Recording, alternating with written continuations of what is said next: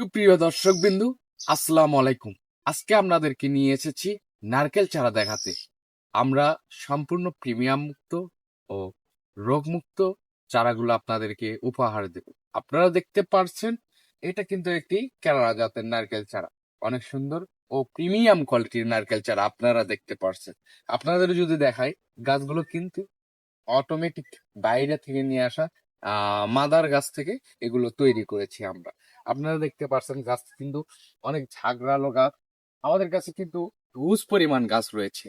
এই টাইপের মানে অতি তাড়াতাড়ি ফল দেয় এমন নারকেল গাছ যদি নিতে চান, অবশ্যই আমাদের কাছে পাবেন।